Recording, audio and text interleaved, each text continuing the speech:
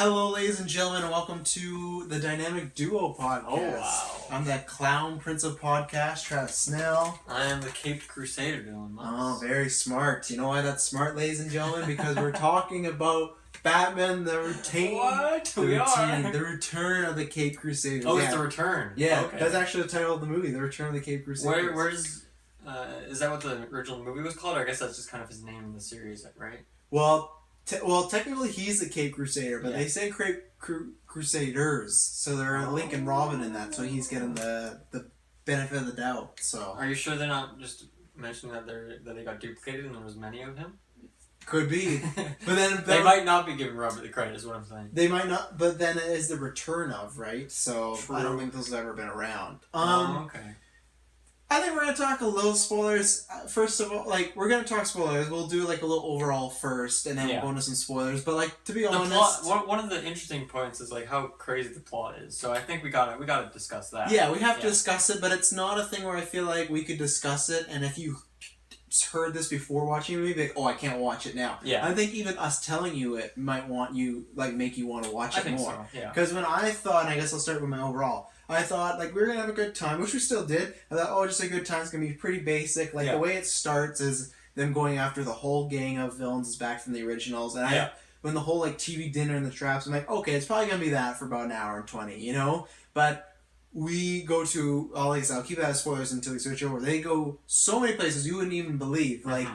It's crazy. Unheard of. Yeah, you'd have to watch. Because like I said, unless you've seen, and I didn't see it in any previews, so unless you've heard about it before, They go to lots of spots that I did not think they were going, and I enjoyed it. Because when in the middle part, when I changed it, oh, I'm liking this. And then in the twist, I'm liking this. So I liked it, and overall, I enjoyed it quite a bit. I don't think it's a movie I'm going to watch it in, in a couple months. I have to watch it. But, I had a good time. Like you said, it wasn't too long. Yeah, I think the length kind of fits for exactly what it was. And I mean, when we were first watching it, I was kind of wondering what route they're going to take, because obviously you got to keep the cheesiness of it, because that's what made 66 so good, right? But some of the cheese doesn't come across as well if you don't have the live action, but they definitely filled it up with some other stuff for sure. So yeah, overall I enjoyed it. I think it was fun. Definitely think it's worth a watch as well. Yeah. So we're jumping into some spoilers if you really care about that, but like I said, I don't think it matters that much. But I don't think so either. Yeah, so to get into it, we start with them just regular crime fighting, and I'll go refer to my notes in a second.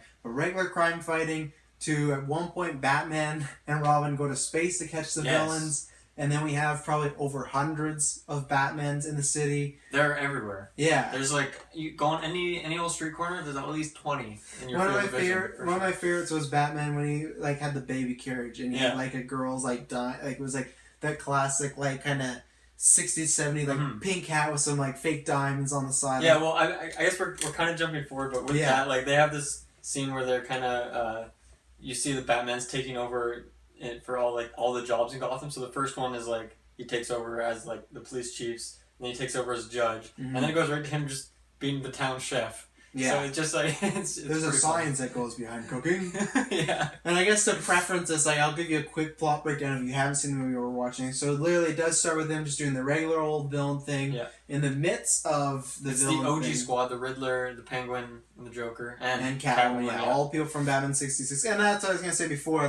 If you've seen the series, I didn't see them overall, but if you've seen the series or the movie, I think this is for you. You'd really appreciate it. You'd really like it. You'd get the humor. I think you could still show it to someone else, and as long as you always preference them of what they're going for. They're going for the cheese factor. Yeah. They're going for fun factor. It's no Dark Knight. Yeah. No, it's no Dark Knight.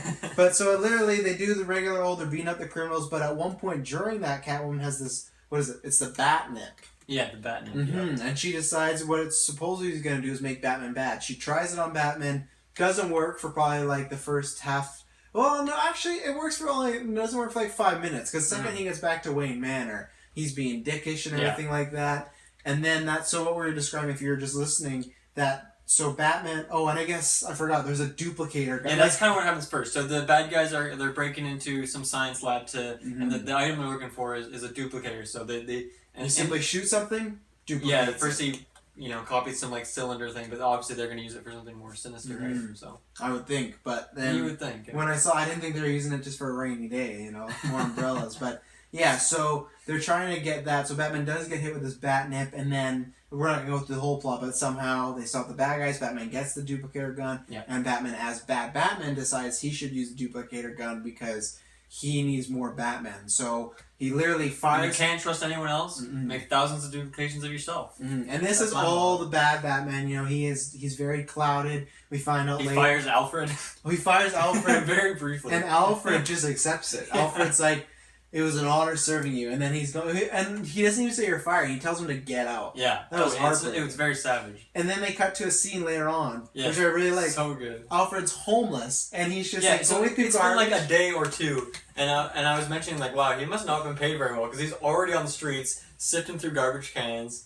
Because at first I honestly thought that scene, it's just like a pan, you see a few homeless people, and I thought it was just like setting up for like an area of town, like maybe a poorer part of town or something, but then it's Alfred cruising around like, I kind of like that reveal though, because they panned over the whole homeless area, and then they got to Alfred. So you said not pay well. My theory was, I think Alfred's like, alcoholic, he has a gambling addiction. I just think he didn't save his money well. Right. So I think Bruce would pay him, and then whatever he got, he'd go out there and spend it. Because like, oh, I'm working for Bruce Wayne, I'm always going to have a job. But then it's gone. He lives in the mansion, like he doesn't need another place. Exactly. He's probably worked on him for his whole life. Well, he has obviously. So he has no intention of being fired, clearly.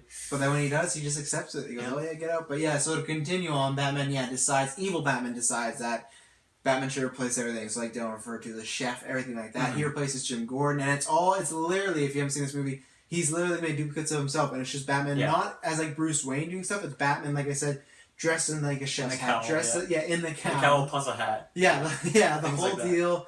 And then Batman and Robin and Catwoman decide they have to break out villains to go throughout this whole thing. Yeah. And that's like, I'm just giving a rundown of the plot, and then at some point they go to space as well. Oh yeah, find out the bad guys. Their plan is to duplicate the Earth. They don't really say why. No, they do. Because they said that they all want to have a Gotham that they can run. Oh. So it's like they couldn't decide who could run Gotham. So Joker will go to one Earth, Riddler the other, and Penguin the other. Yeah, so they went to space to use a big satellite, I guess, to duplicate Earth. But then turns out that they realized the duplicator was unstable, I guess. At the end, they do. Right. They don't.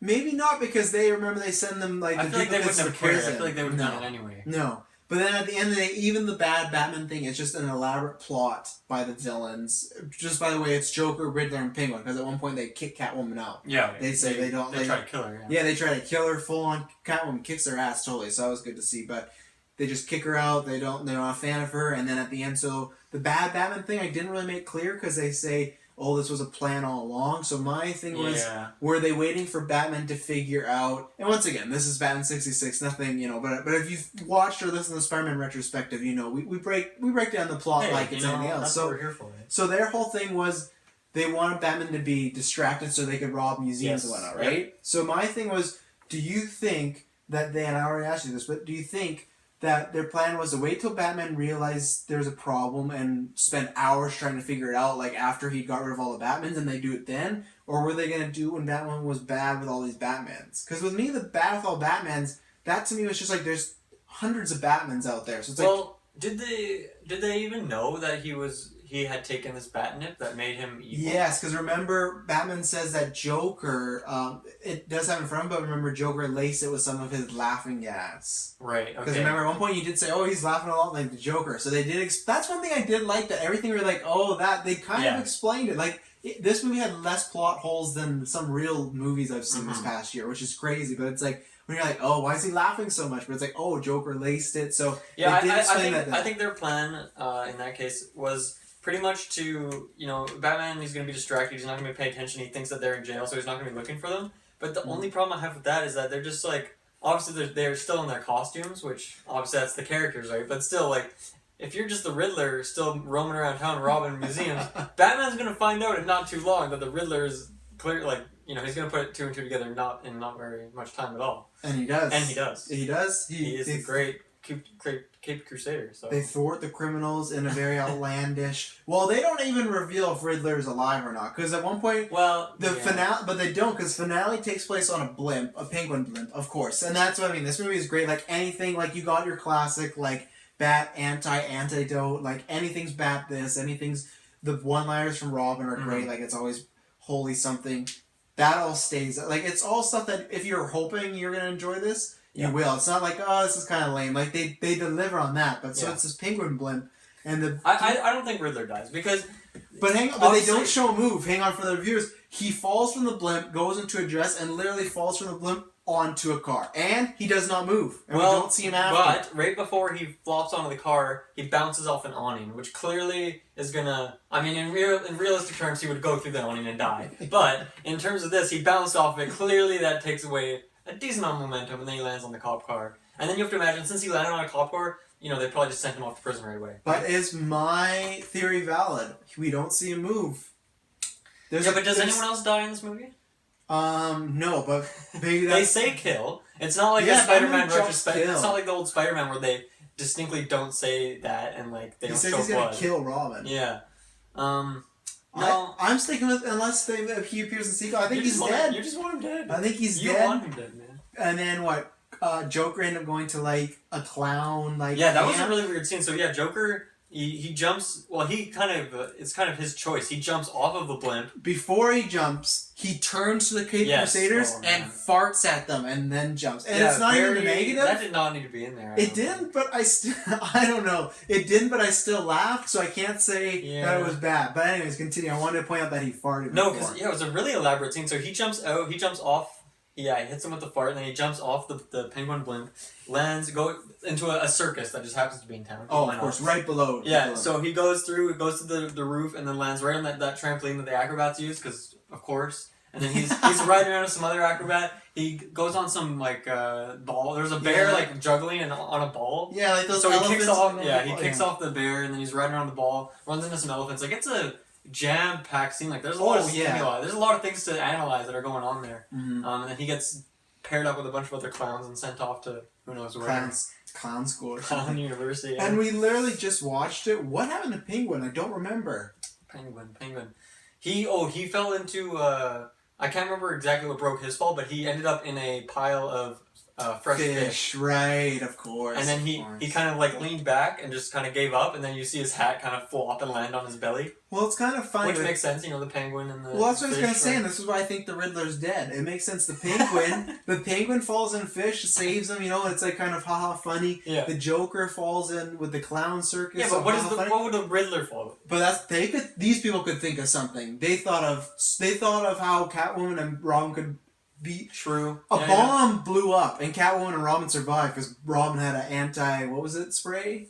Anti-radiation spray. Anti-radiation spray, which didn't explain the explosion. So that's why I think, Riddler went into a dress. That's why I think he's dead, because the other one's kind of funny. They fall into something that represents them. They could have thought of some. So that's why I think they want that to hit you. I think until I see otherwise, I think he's dead. Okay. It's not like the series is going to come back. So this could have been like, hey, we want to send him off. Of all the people that die, just the Riddler. No one else. Well actually, save some people. Catwoman too. Catwoman doesn't die, doesn't she? I thought she's committed suicide pretty much. I guess she kind of does. We don't really see what happens to her. To me, I was getting flashbacks of the scene from Suicide Squad where they jump into the chemicals. The chemicals, yeah, that's what I kind of got the feeling of. But she didn't see they didn't show her landing. No, but I think that's. And then it was supposed to be an emotional scene too, right? Well, here's two things. One, for the viewers that haven't seen this, so they beat the bad guys and Catwoman was helping them, but of course, classic Catwoman decides she's going to take the jewels and everything they've stolen. Batman says. She says this plan that she says she'll turn herself in only if Batman agrees to run away to Europe with her. Yeah. Which did not make sense, because if you're going to be in prison, you can't do that. But anyways, there's a bump in the sky, and Dylan said conveniently, she literally falls forward and throws the diamonds right into Robin's arms. And then she's just saying she's going to jump, Batman goes to get her, and they kind of make it seem like she had a big send-off, but the reason I'll say she's not dead or committed suicide or anything, because the dancing credits at the end. Yeah. So I think I think that's the thing. So at the end there's credits. That's not really part of the story, but it's still them. It's still them, and Batman, they do a great tribute with the bomb. You can't get rid of. Sometimes you can't get rid of a bomb. That happens in the credits, so stick around for that. Even though they recycle stuff. I guess I don't know if there's anything more I need to say before we get into some quick notes I have, but I'm thinking, is there any major plot points you want to stick out? Well, we talked about them going to space, which is the wildest of things. Mm-hmm. They have an anti-gravity fight, which is actually really cool. At one point, Penguin just hits Batman like a bat with his umbrella, and Batman just flies. That's right into Joker. Yeah, that was cool. Yeah, like this movie, like I said, I don't know if it's like I'm not gonna be like, oh, I gotta watch it right away soon, but it's like a movie that in a year when it comes on Netflix and I had nothing else to watch, like, oh, I'd put that on because it's like it's a fun thing you can tune in and out of if you really want to. Like, there's a couple things we missed that like I would miss, and then just like, oh, that happened. It's like, okay, I didn't really need to see that, you know, like that's what I mean. Like it's a fun watch. This is actually something if everyone's wondering, like I think you could easily watch this with your kids too. Like it's not. Yeah. I think it's like. You can have fun because it's the tongue in cheek, but it's kiddie enough. Oh yeah, that there's no like swears or anything. They do say the word like kill. Like, just once. Yeah, because I was like, whoa, yeah, because Batman threatens to kill Robin. It was crazy. Yeah, and then very violent. There's like a couple like sexual innuendos, but it's like very minor. So yeah, definitely kid friendly. Well, before because we get into that, I have it on my point talking about sexual innuendos. At one point, Robin and Catwoman, like we said, they're working together, and he says, "Okay, you're gonna come to the Batcave with me, but I gotta put you to sleep." And she says, okay, but don't get any ideas. And he just kind of shakes it off. Keep your hands to yourself. Keep your hands to yourself, yeah. And we're just kind of like, okay, she's kind of just saying something, you know. He puts her to sleep, and he literally checks her out. He checks her out, and the camera does like a thing from her legs going up to her face. And then he checks her out, and he's like, no. So it's like, for a second, he kind of considered, I'm sorry, but sexual assaulting Catwoman. Yeah, maybe. I think I don't know if I'd go that far. Riddler's dead. Robin, there's some worries. I don't know. It was just a weird setup. She's taking a peek, okay? She's got a very seductive outfit on. I guess. It was just a weird setup to be like, hey, don't keep your hands to yourself. Maybe he's into older women, you never know. Yeah, she's definitely a little older, as you can tell by the voice. But yeah, so I found that a little strange. The voices? No, that scene with Robin. Oh, okay. I didn't think that needed to be there, but the voices... Right. What do you think of the voices? The voices... didn't at the beginning it's a little not jarring, but it's like okay, they're a little older. As it went along, I'd say like in 10 minutes I was like whatever, because I always go this way. If I have them to be older and do this or not do this at all, I'd rather them still do it. I think it was good for the sake of bringing the back like the they're like not really tradition, but what's the word I'm looking for? The classic. Yeah, I guess we might as well go with that. But yeah, sometimes it does seem a bit weird. Now, for me, it was more with Catwoman because I was looking up the actress who voiced Catwoman she's 83 now. Anymore, yes. Yeah, and then Adam West is 88, I think. So and you can tell. Yeah, and except Adam West for Burt Ward. Robin. Yeah, Robin. He sounds like a 20-year-old chap. He's doing good. Yeah. But the other two, obviously, I'm glad they're there just because it's more fun. But yeah, sometimes it does seem outplayed, especially with Catwoman, just because it's like the voice does not fit what the character looks like, I guess. Well, yeah, and that's why at one point I did think like, oh, maybe they could have aged them up in the story a bit. Yeah. But then at the end of the day, I thought like it's just like an hour 20 comedy. It's like what? Like it's not something that like bothered me. It was just like it's something that sticks out. Yeah, it's not noteworthy. And I'd say like other than because other than Catwoman, the rest of the villains are all new people. Yeah. They all to me, other than Joker, I'll get to him. They all sound very similar to like the Batman 66 thing between Penguin and Riddler. To me, the Joker, his laugh sounds similar, but Joker, he didn't, and not that if he was playing the Joker somewhere else, I wouldn't think his voice was bad. But it's just because Cesar Romero had like this like really kind of high pitched, like very like whiny, squealy, like kind of annoying voice, which fit with the Joker. So I kind of missed that. I was kind of because everybody else was it.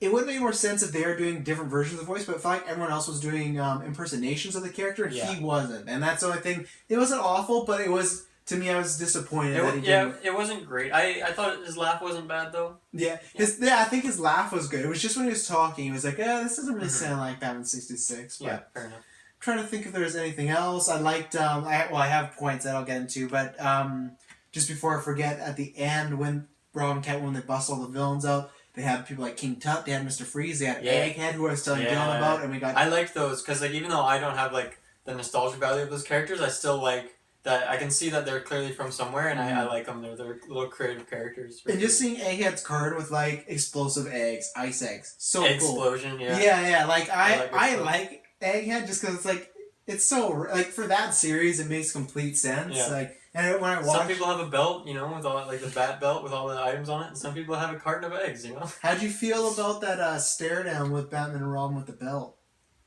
Oh, I actually really like that. I was getting like the old Western sort of feel. They were both like, what is the word for that? Twinkling a Hansel or something like that? Trigger finger? Yeah, trigger finger kind of thing. Yeah, I thought that was really funny. My favorite thing when he was... Especially because like their belts are just like yellow, so there's actually nothing really on there, but it's just... And of course, everything they threw was bat something. So at one point, Batman was bat bomb, and then he's like bat shield. Yeah. He throws up a shield. The bat shield was sick. It was there, and that was the thing in this movie. There's actually quite a few things that were actually like cool, you know. So that was kind of fun. What was the bat binoculars? Yeah, that was cool. And they have a bat rocket ship in this film too, literally. And then I thought the bat copter was a little lame. I'm gonna be honest with you. But it's the same as it was in the movie and the series, right? So it's just that kind of. I think you're just mad you didn't get to see no bat ladder. I think that was. I was little soft. I was hoping, like, of all the bat things, like I was really hoping for a bat ladder for sure. What was the one they threw in bat?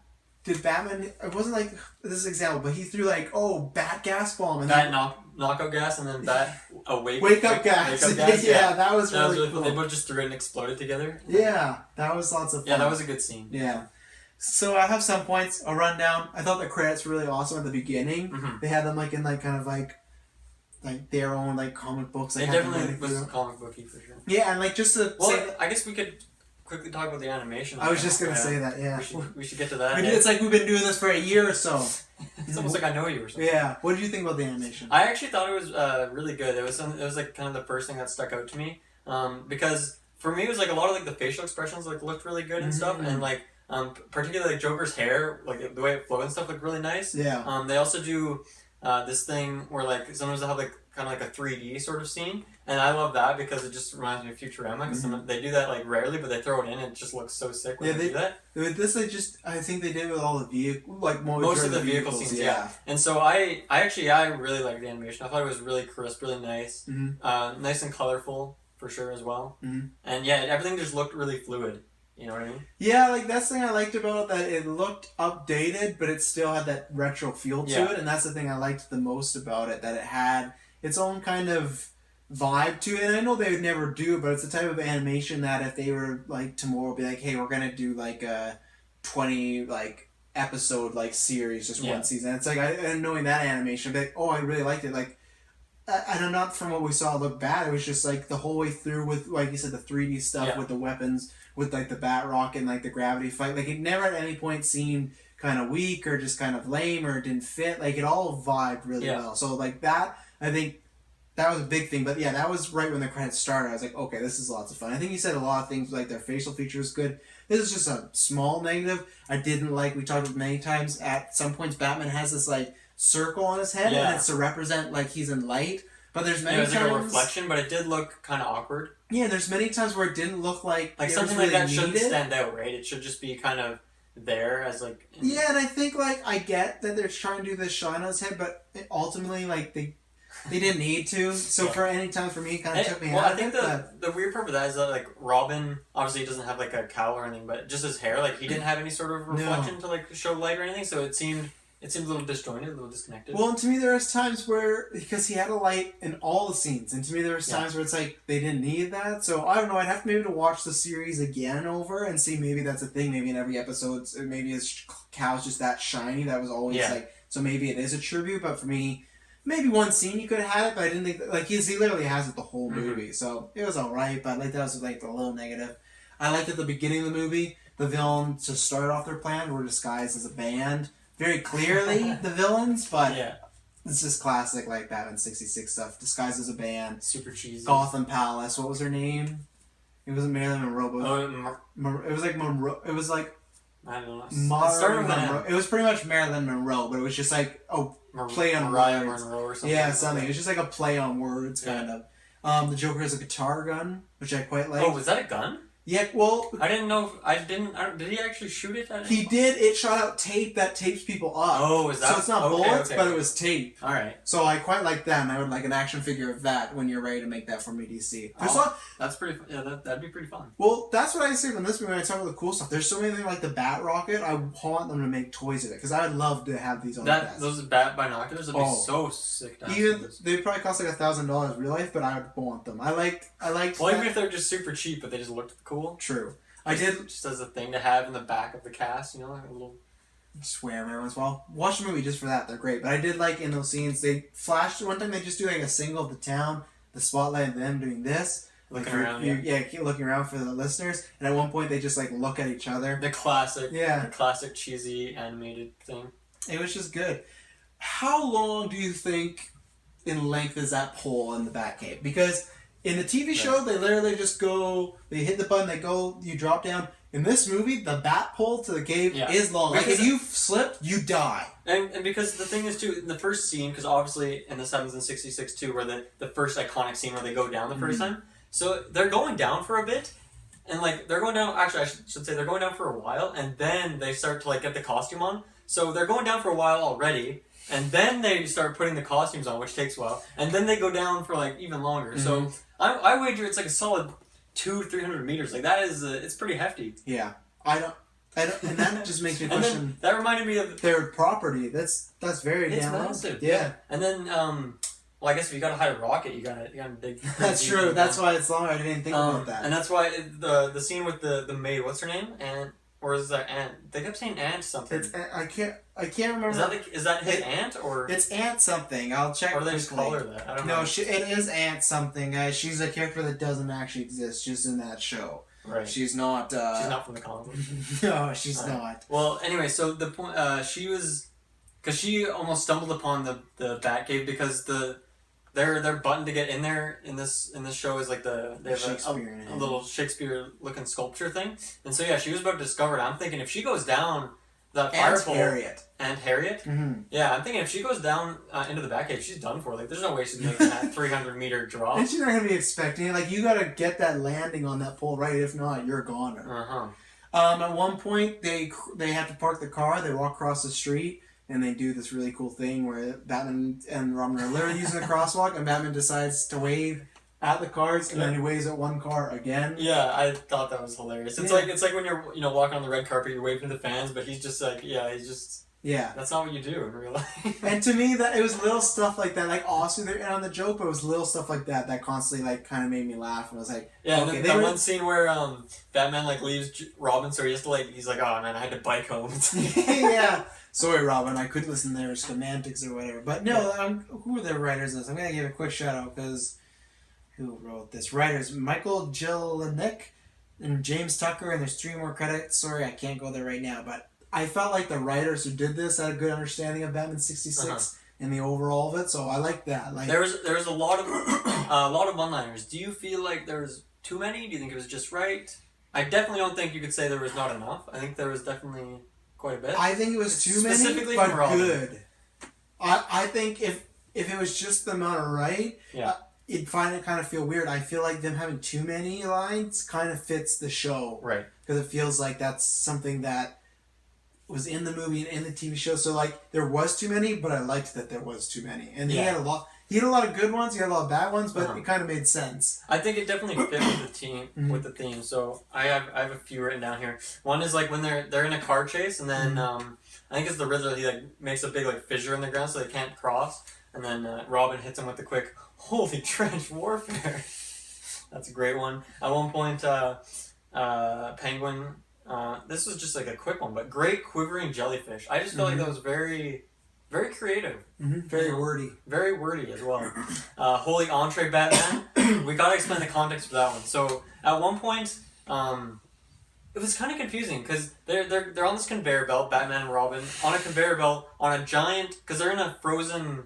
They're on top of a giant frozen TV. Frozen TV dinner factory. That's where they go. And so when they enter that, you know this is gonna be a good scene because like this is so cheesy. And so I don't know why they have a giant one though. Like it's the size of a truck. It's the size of a car. It's purely for this this movie. Like there's I know, but there's no logic to it. But like I mean, like there's no nothing you could think of. There's nothing you could think of, and then they end up on top of this. Yeah, and it does make sense because.